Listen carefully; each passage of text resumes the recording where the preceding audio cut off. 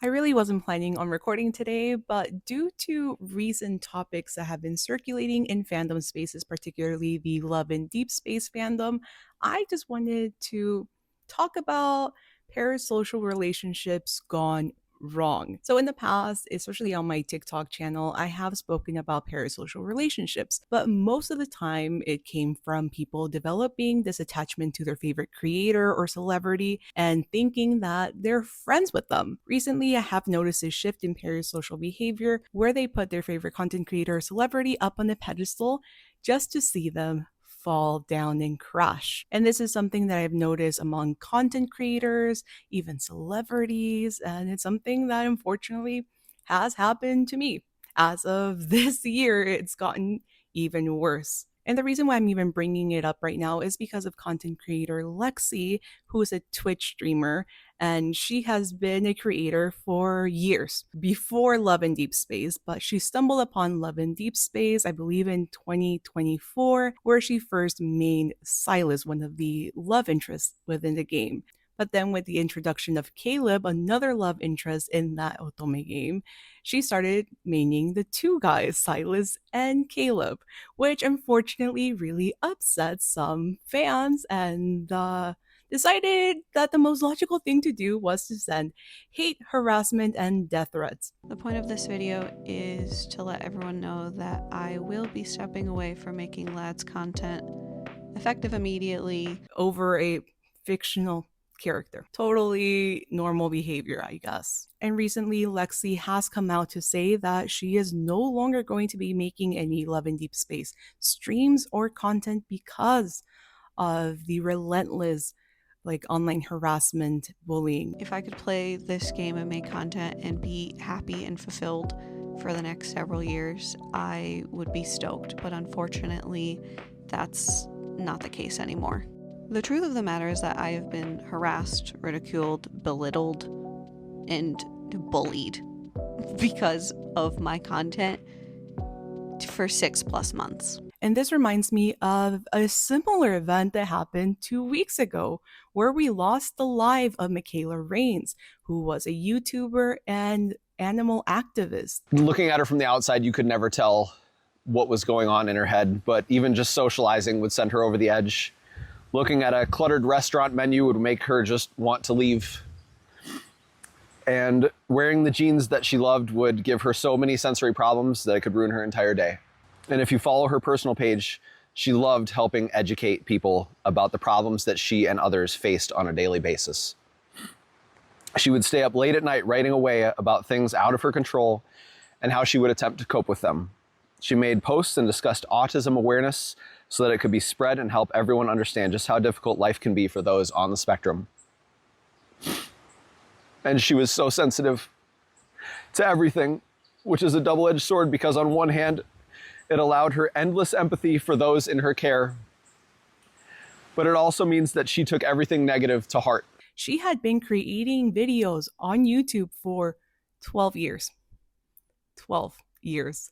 And due to the online hate, harassment, and also death threats that she was getting from a certain group of people online, she took her own life 2 weeks ago. I didn't follow Mikayla personally, nor Lexi actually, but seeing both of their stories on my timeline just reminds me a lot of the treatment that I've had to endure as a content creator. And for me, I've endured the hate and harassment from several different fandoms. Some of them I'm just, much better at dusting off my shoulder if it comes from the shonen community, mainly male anime and manga fans. I can pretty much just disregard it because a lot of it comes with a lot of misogyny. But when it comes from fandoms that I really enjoy, it really just sucks the enjoyment that I get from that source of media. So for me, I have been pretty open since 2023 that some of the Project Sekai fandom really doesn't like me. And that's fine. You are entitled to not enjoy a creator. And the solution to that would be just block. block, and you will never see the content from said creator ever again. If you happen to be on YouTube, you can just click on the three dots and click do not recommend this channel to me, and then you will never see that creator again. Same thing on Twitter. Social media platforms give you that option so you have full control of your feed. But instead, I feel like people have developed this parasocial behavior to, instead of like love someone irrationally, it's the opposite. It's like an irrational hate towards someone where they feel like they have full control over the creator.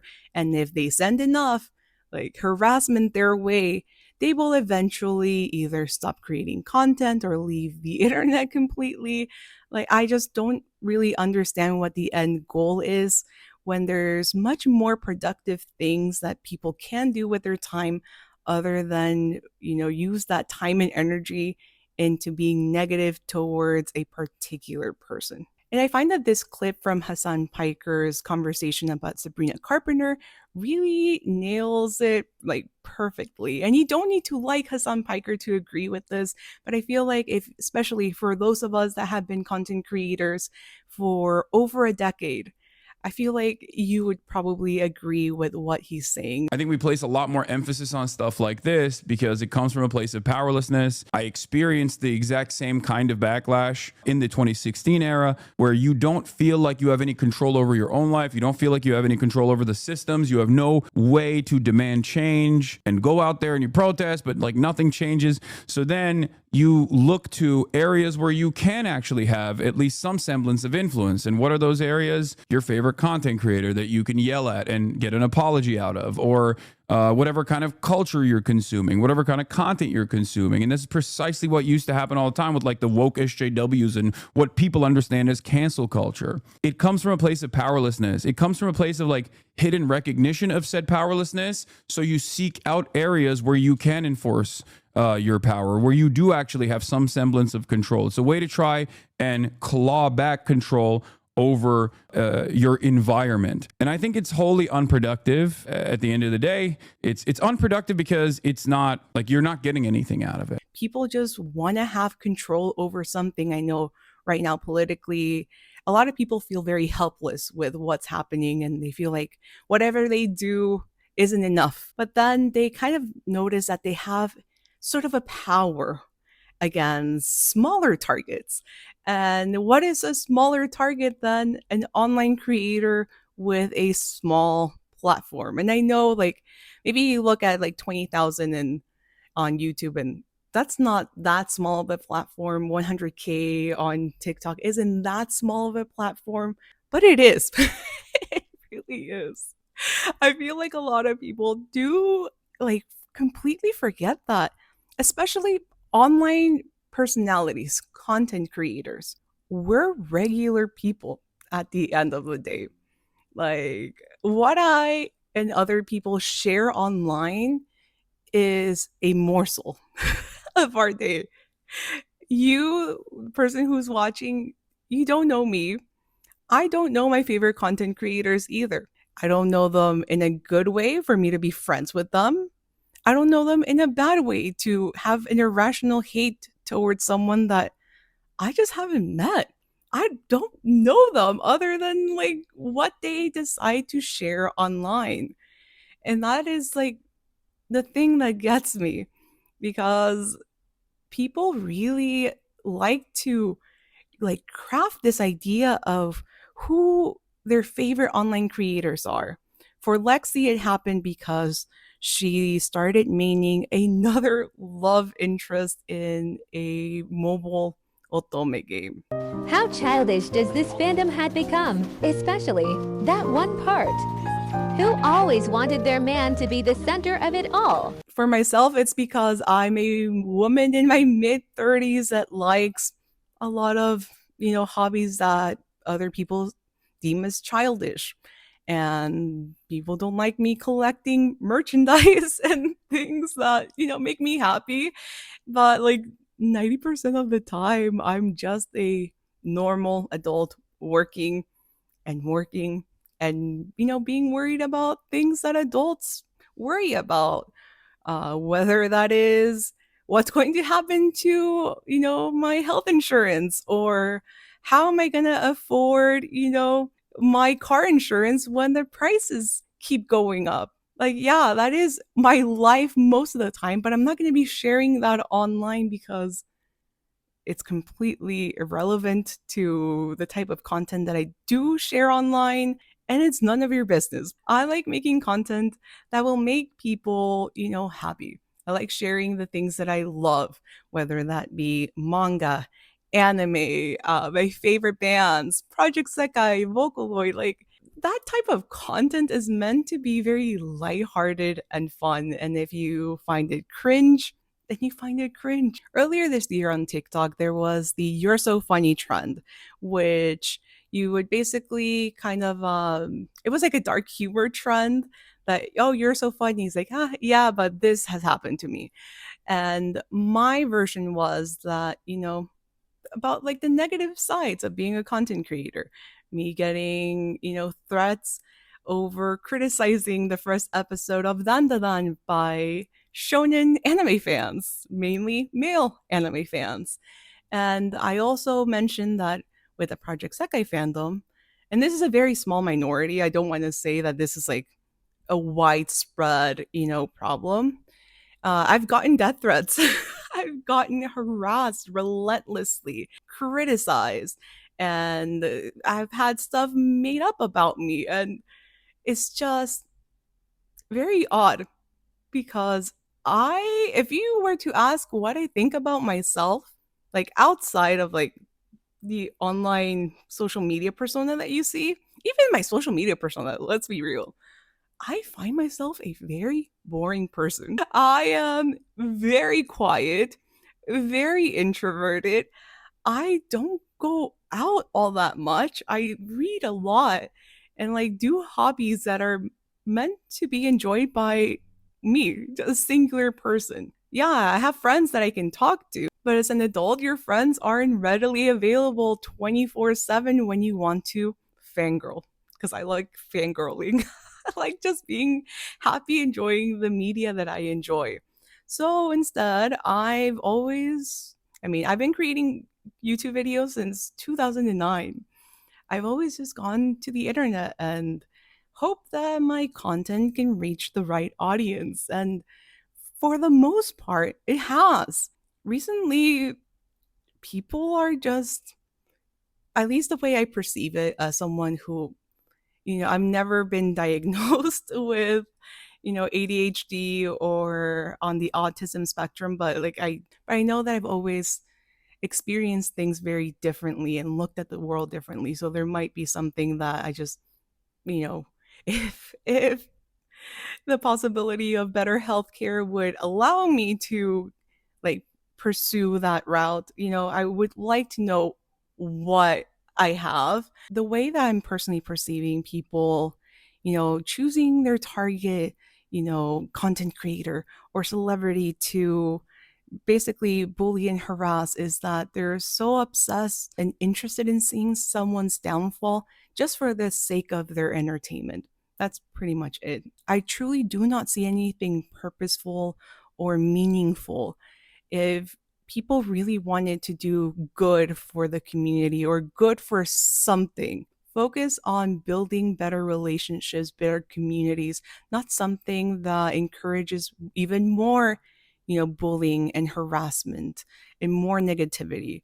Like, I've seen the rise of drama pages for specific fandoms and countdowns like, oh, it's been 0 days since the last drama. And sometimes they don't even go after content creators, they'll go after fan artists, regular fans with like 20, 30 followers. Like, it doesn't, like, when will this need for drama and hate end? I don't know if it's just being more encouraged because you are seeing it constantly in the news from the right wingers in the political parties, from our president in the United States. I see a lot of name calling nowadays, like an excessive amount of name calling. I've been called too woke, too washed, and by the same people I've been called homophobic and transphobic, despite the fact, again, you don't know me. You don't know the advocacy that I've done offline, the times that I worked with trans people on makeup academies, my trans friends as well, and everyone that I'm friends with. I don't like parading things that I do offline, online, just to have like a certificate of like, hey, I'm a good person. I post the content that I want to post, and that's it. If someone analyzes media differently from you, it doesn't mean that they're too woke.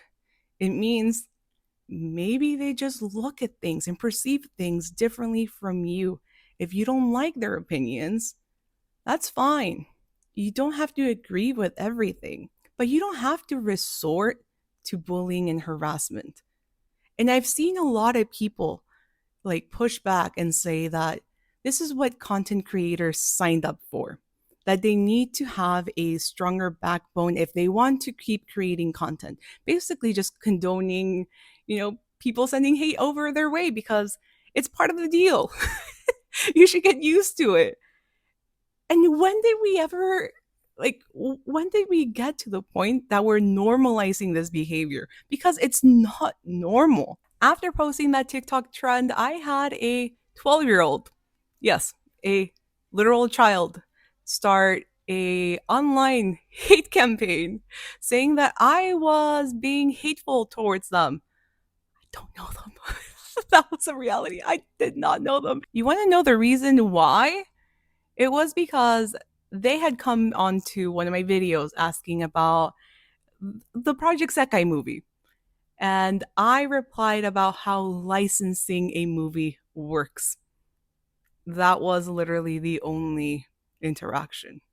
Me saying that movie licensing is not global, it is done by individual companies when they want to bring a movie over to another country. Literally, my last full time job dealt with licensing and worked a lot with Japanese companies, so I know what I'm talking about. But the reason why I bring it up is because that kid had this whole scenario in their head about how I was being super hateful towards them and doing all these things, and I literally did not know them.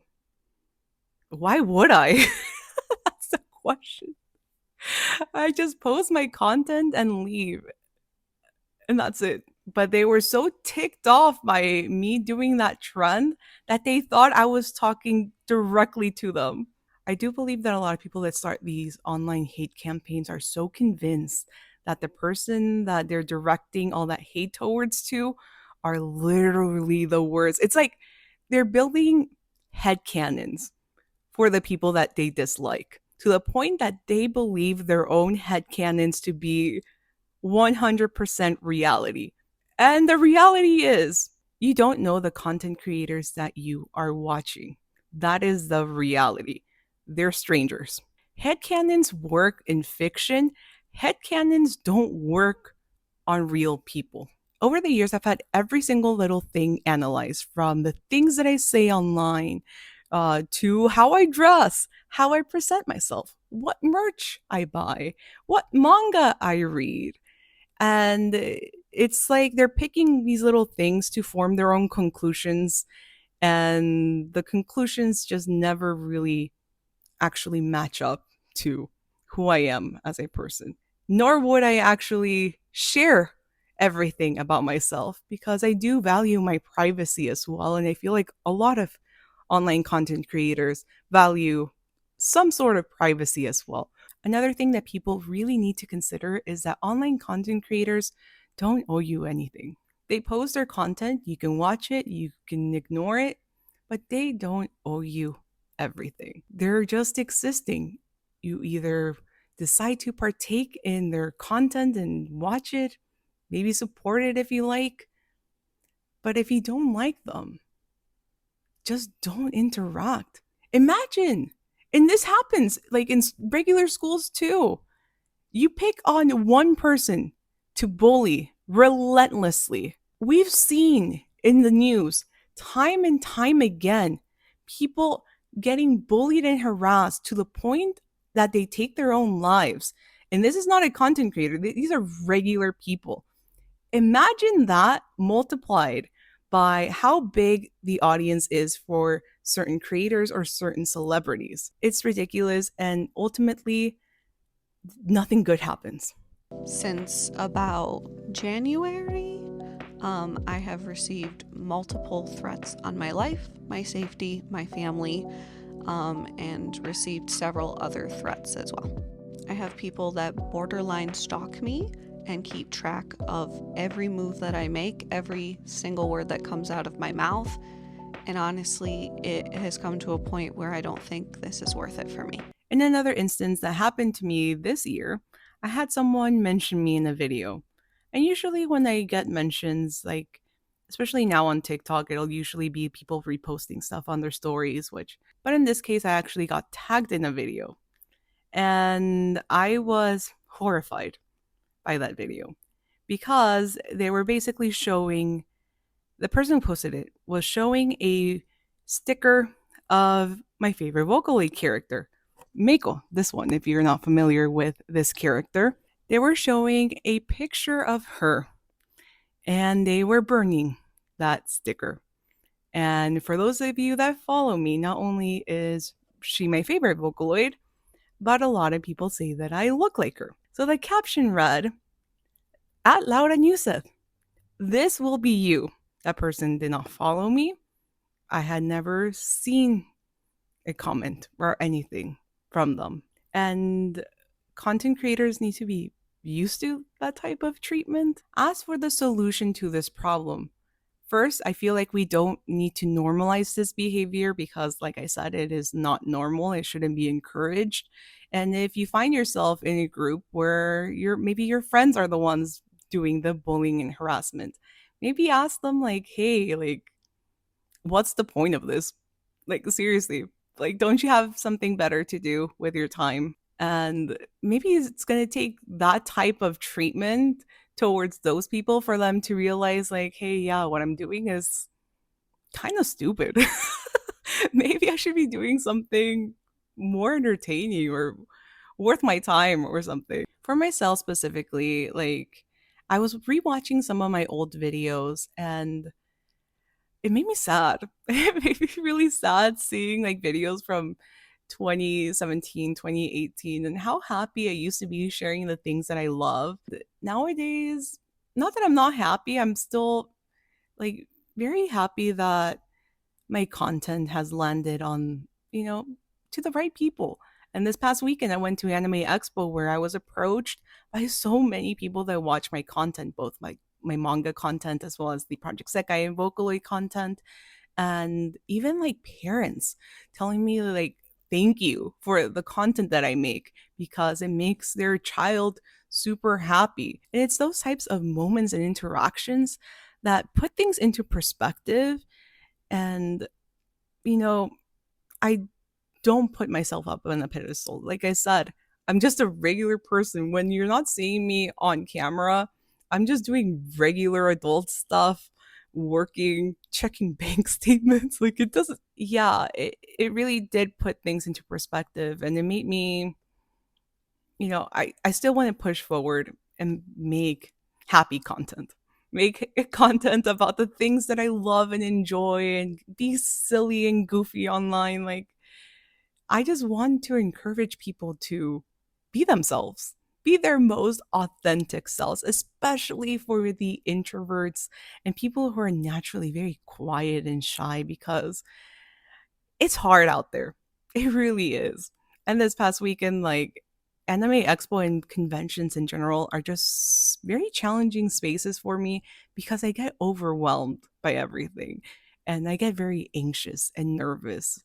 So I do have to push myself out there and like go to these places because otherwise, like, I wouldn't get the chance to have these interactions. It makes me sad that some creators, get pushed to the point where they have to, quit making content about the things that they enjoy because they no longer enjoy it. That said media makes them so anxious, so depressed, so emotional.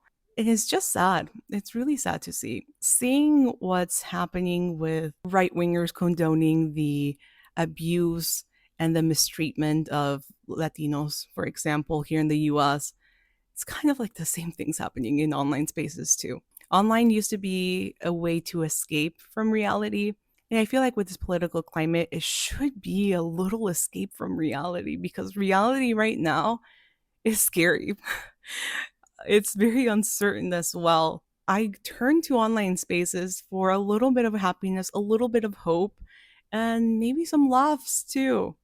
I don't turn to online spaces to make someone's life a nightmare. My hope is for people just to be a little bit kinder to one another, treat others like you want someone to treat you, and remember that content creators are regular people. You don't know your content creator, whether it is you don't know them as a friend and you don't know them enough to have an irrational hatred towards someone. If you don't like someone, you can just block their content and they're just gonna poof away in the internet. If you made it this far, please let me know what you guys think in the comments. Keep the comment section respectful. This was a very hard video for me to film. I usually get so nervous when it comes to these topics just because I've been on the receiving end multiple times. And trust me, it never feels good. It never does. As someone who has a history with anxiety and, depression as well, my goal at the end of the day has always been to make someone happy with the content that I make. It's just, it feels weird being, hated so much when people do have the power to control what you see on your timelines. But instead of, taking advantage of those tools that are given to you, they become weirdly obsessed with trying to see your downfall. If I would have told my 18-year-old self that one day I would be, you know, on the receiving end of that for making content about something that I love so much, I don't think I would have believed you. I started making content when it wasn't a viable source of income. Nobody was making money in 2008, 2009. So yeah, it makes me sad. It makes me sad as someone who turned to online spaces as a safe space. It makes me really sad to see what some communities have become essentially. So